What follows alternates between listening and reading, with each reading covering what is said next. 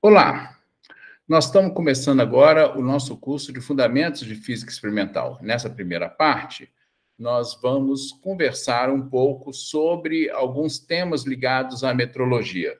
Nós vamos falar da importância das medições e vamos expor alguns sucessos e fracassos, né, dado o uso devido e o uso indevido das medições. Nós vamos falar depois um pouco a história da metrologia, né, de como é que a humanidade começa, né, com contagens, com as primeiras medições, com a necessidade de padronização, até chegar ao que nós temos hoje, né, que é o Sistema Internacional de Unidades. Depois disso, nós vamos entrar aí em temas específicos, né, que são as definições básicas das grandezas e as unidades, né, dentro do Sistema Internacional de Unidades, que é usado aqui no Brasil, né? E depois disso nós vamos falar um pouco sobre como expressar as medições. Nós vamos tratar aí de temas, né, como algarismos significativos, como erros, como incerteza de medição e como é que a gente pode discutir, né, à luz aí do conhecimento que nós vamos ter nesse nosso curso, né, esses conceitos. E, finalmente, nós vamos falar um pouquinho sobre, né, a expressão de um conjunto de medições por meio de tabelas e gráficos, né? Esse começo de curso ele é muito importante para que vocês possam, não é, ter aí um melhor uso, não só nos laboratórios, não só nessa disciplina, né, mas em toda a nossa atuação profissional, né? As engenharias, a física, a química, a matemática e outras áreas da ciência e da tecnologia necessitam, né, de medições, necessitam cada vez melhores medições, né, e é importante saber como podemos fazê-las, como devemos expressá-las, né, e como podemos utilizar isso no nosso dia a dia. Então, vamos começar essa nossa jornada, né? Nós vamos falar um pouquinho, então, sobre essa questão da importância das medições, né? Deixa eu compartilhar aqui com vocês, tá? Vou pegar aqui essa minha tela aqui, né? E vamos começar essa nossa jornada, tá? Muito bem. Nós estamos aqui, né, falando sobre a importância das medições, tá certo? Tá? Eu quero chamar a sua atenção para o fato, né, de que a humanidade, né, ela sempre necessitou de fazer contagens e medições, desde as primeiras trocas, né, desde as primeiras quantificações, né, você pode imaginar sempre a humanidade fazendo, e isso vai levando cada vez mais à necessidade de padronizações. Por que tem que ter padronizações? Quando uma aldeia começou a comercializar com outra, a fazer trocas, né? Mesmo antes de você ter algum tipo, né, de moeda, algum tipo de valor, né, já havia necessidade de fazer comparações, já havia necessidade de você fazer transformações. Às vezes, um conjunto, né, um volume de grãos, ele era trocado, por exemplo, por um animal.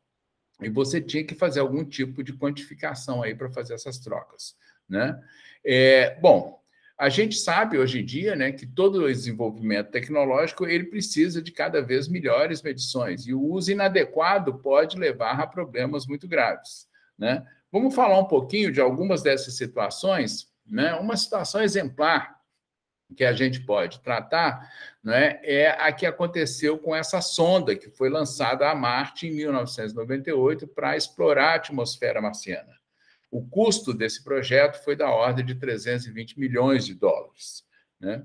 E, bom, ela saiu da Terra e foi indo bem até que entrou na atmosfera marciana e tudo parecia bem até que o sinal foi perdido, né? Bom, mais adiante, começaram a tentar descobrir o que aconteceu, por que esse sinal desapareceu, né? E chegou à constatação de que essa sonda havia esborrachado na superfície de Marte. E por que ela havia esborrachado? Porque você teve uma confusão de sistemas de unidades, né? Enquanto uma equipe, né, trabalhava com unidades do Sistema Internacional, que é o sistema usado aqui no Brasil, que nós vamos falar mais adiante, né? Outra equipe trabalhava com unidades do sistema britânico, né? O sistema imperial, que ainda é usado, né, em alguns países, né, em particular os Estados Unidos. E aí essa confusão de sistemas de unidades, né, usando de um lado newtons, de outro lado libras-força, né, fez com que houvesse uma confusão, né, e levou aí à catástrofe do satélite, né? Só para vocês terem uma ideia aí, né, hoje uma libra-força ela é 4,45, né? Na verdade, é esse conjunto aí, essa exatidão nessa medida aí, né, ela é quase que necessária, né? Há um século, 2 séculos atrás, não era nisso, né? Mas hoje essa exatidão ela é necessária para você poder, de fato, fazer conversões adequadas, tá certo? Né? Nós vamos falar disso mais adiante também. Um outro exemplo, né, que é interessante citar, é esse navio que foi construído no século XVII na Suécia, que deveria ser o grande orgulho da armada sueca, né? E aí o que aconteceu foi que, né, no dia do lançamento, imagina, estava toda lá a corte, né, sueca, né, a população toda admirando o lançamento do navio, então logo ele escorregou e entrou no mar, ele adena, ele capota e afunda, né?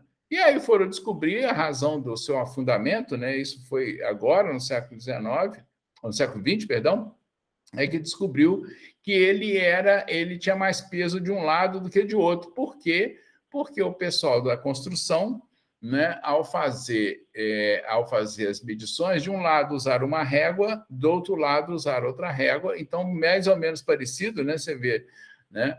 Quase mais de 300 anos depois, né, o mesmo tipo de erro, né, é cometido. Então, vocês veem aí como é que essa questão é importante. Um outro tema que a gente tem discutido muito em nossos dias, né, é essa questão das mudanças climáticas. Eu acho que vocês têm acompanhado, não só quem é mais ligado à área ambiental, quem tem preocupações, mas o que está em jogo é a nossa sobrevivência no planeta, né? E isso é discutido, né? Cada vez mais a gente está tendo esses eventos climáticos extremos, então é bastante importante que as medições que são feitas, né? Esses cálculos aí são cálculos do painel intergovernamental de mudanças climáticas, o IPCC, né? E o IPCC ele reúne, não é, medições e cálculos de um número muito grande de equipes de cientistas de laboratórios, né? Então é necessário que você tenha medidas precisas, medidas exatas para que você possa fazer, né, o trabalho com esses modelos preditivos, né? Então vocês veem aqui, tá certo? Nós temos aqui desde previsões que seriam as menos complicadas, mas de aumento de 1 grau, tá certo? Até aumento de quase 4 graus neste século, né? E isso pode, inclusive, inviabilizar, né, a nossa sobrevivência sobre o planeta. Então, acho que é muito importante a gente ter atenção para isso, né? Vocês, em particular, né, ter muita atenção para tudo isso. Voltando um pouco mais assim para o universo de uma maneira geral, né, eu queria chamar a atenção para 2 eventos, né? O primeiro deles refere-se à descoberta do bóson de Higgs. O que é o bóson de Higgs? Né? Vocês já viram, né? Quem viu ensino médio, quem viu em química, né? A estrutura atômica vista de uma maneira, vamos chamar assim, inicial, né? Muitas vezes a gente fala, né, que o átomo é formado de prótons, nêutrons e elétrons. Na verdade, né, prótons e nêutrons são formados por outras partículas chamadas de quarks, né? E existe um modelo da estrutura de partículas que relaciona, não é, todo esse conjunto elétrons com quarks, com as partículas que fazem a transmissão de forças, né? E esse é o chamado modelo padrão, né? E faltava uma peça nesse modelo padrão, até recentemente, que era uma partícula que foi chamada de o bóson de Higgs, que foi proposta, né, há mais ou menos 60 anos atrás.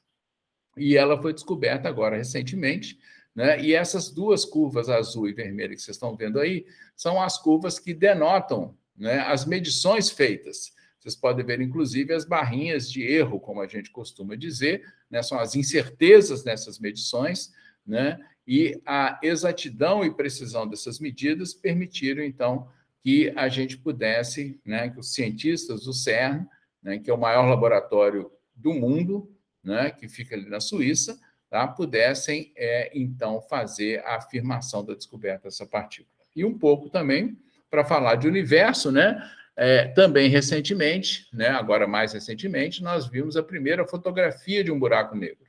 E essa fotografia foi feita a partir de um conjunto de telescópios sobre a superfície da Terra.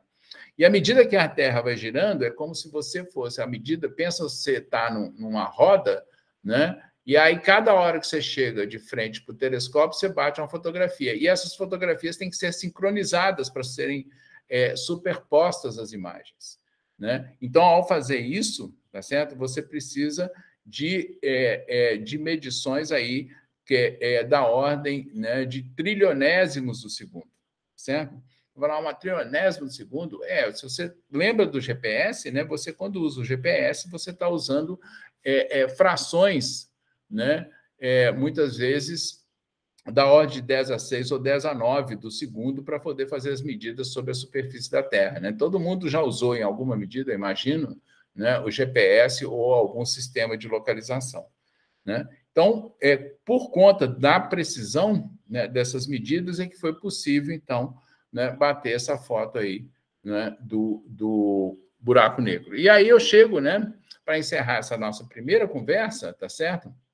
Né, com uma frase que é atribuída ao Lord Kelvin, eu acho que todos vocês já ouviram falar, né? O Lord Kelvin, ele falou a seguinte frase: se você não pode medir uma coisa, você não pode melhorar. Então, nós que trabalhamos com ciência, com tecnologia, né, dessas áreas aí de engenharias, né, física, química, matemática, né, e outras ciências quantitativas, né, nós que estamos trabalhando com inovação temos que ter muita clareza da importância, né, de estarmos atentos para esses métodos, para esses procedimentos, né, que estão englobados nessa ciência, que é chamada de metrologia, tá? Então, na nossa próxima conversa, tá certo? Nós vamos falar um pouquinho, tá? Nós vamos falar um pouco do que é a história da metrologia, né? Como é que foram os caminhos, né, que a humanidade percorreu aí para chegar, né, até os dias de hoje, tá?